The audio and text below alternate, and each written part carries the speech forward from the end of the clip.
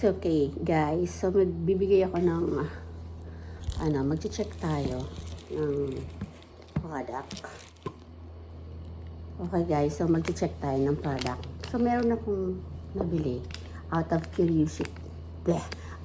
curiosity. Yan. So, iti-check na, sobrang tamis niya. So, iti-check natin kung hindi ako naka-fasting ngayon. Kumain na rin ako ng biscuits. So, iti-check natin kung ano ang effect ng biscuit na kinain ko with sugar. At ito, sa blood sugar ko, kung magsa-spike ba siya. So, ang fasting sugar ko is 103 as of last week. So, I'm still in the process of monitoring my sugar. But since nagkakaroon ako ng intake na may sugar, I'd like to check kung may effect ba siya. Kasi kung malaki ang effect, titigil ko na yung pag-consume para to avoid sugar spike. So, ayan. So, meron tayong pang-test dito. So, hindi ko na ulit i-alcohol yung kamay ko kasi malinis naman. So, may natitira pa tayong isa. Ayan. So, ito yung binili ko na yan. To test sugar. So, ayan. I-open lang natin. Tanggalin natin para ilagay natin yung needle or yung pang tusok. So, ayan siya. And then, twist mo lang to remove the head. And then, put it back. Ayan siya. And then, we have to get this one, the strips, wherein dito lalagay yung blood to test. Alright?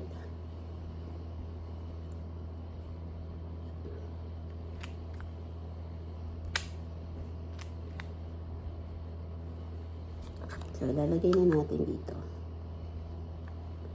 Make sure na yan. Hindi ko alam kung nakikita niyo. Basta yan. Yan. So, mag-on yan. Dito yan pupunta yung blood. So, meanwhile, magkikuha muna tayo. Yan siya.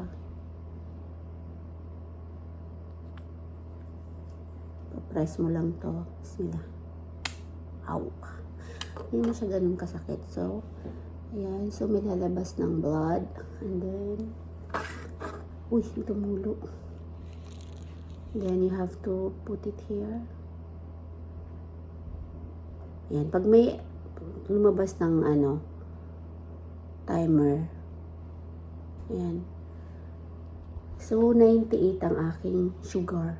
So, normal naman. Hindi naman nag-spike because of what I drink. Or baka mamaya pang effect nito. I don't know. So, yan guys. 98. It's normal naman. Alhamdulillah. Hindi ko alam kung after 15 minutes or what. Basta yun. Hindi naman nag-spike.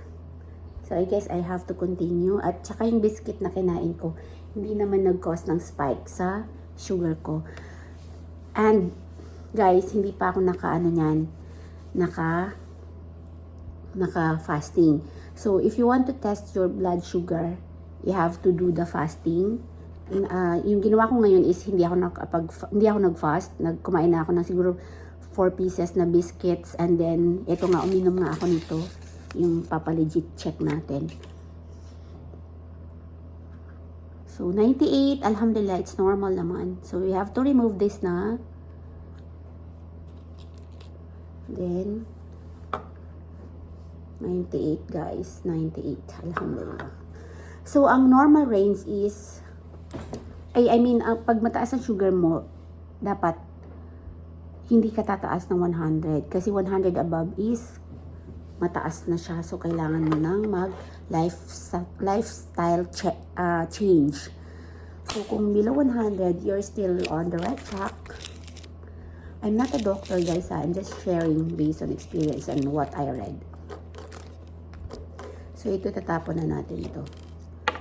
So, ayan. So, this one, after you use it,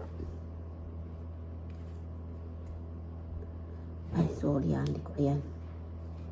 Ayan. After you use it, you have to remove the needle or the pangtusok and make sure na mailagay niyo siya sa something na maibabalot niyo siya para walang although maliit lang naman yan, but mas okay na rin yung nag-iingat. So, before you throw it away, you have to make sure na naibalot mo siya para hindi magkukos ng any trouble. So, ayan. So, tatabi na natin yun and then itatapon na natin dito. So, ayun guys. If you are doubtful about your blood sugar, you just have to buy this. Over the counter naman po ito. So this mine, although meron din si ina ko nito sa probinsya kasi nga tumaas nga ang blood sugar niya. So binili ko rin siya nito. I'm not sure with the brand, but this one it's ACCU Check Instant. So nabili ko lang to sa drugstore, over the counter. Ay, nila ko na, hindi ko pala nailagay. So ayun guys, so ayan, balik na natin for the next natin na usage. So 98, it's quite normal naman. And then this one pag naubos, you can buy it alone naman sa drugstore. And yun nga yung kanina, yung pangtusok. So ubos na yun sa akin.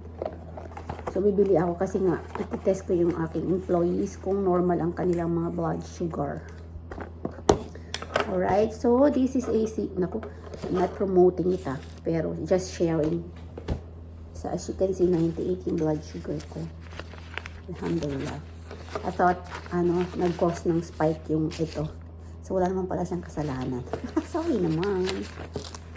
So ayun guys, yun lang for today's vlog.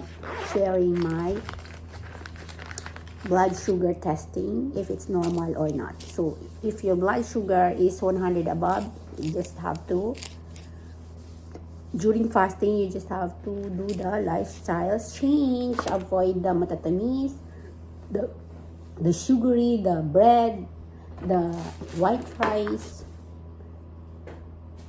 the milk teas, 3-in-1 coffee, and all the fructose bearing, ayun yung may mga sobrang pagkain ng mga prutas. Dapat moderate lang guys. So yun lang for today's vlog guys. Bye! Good morning!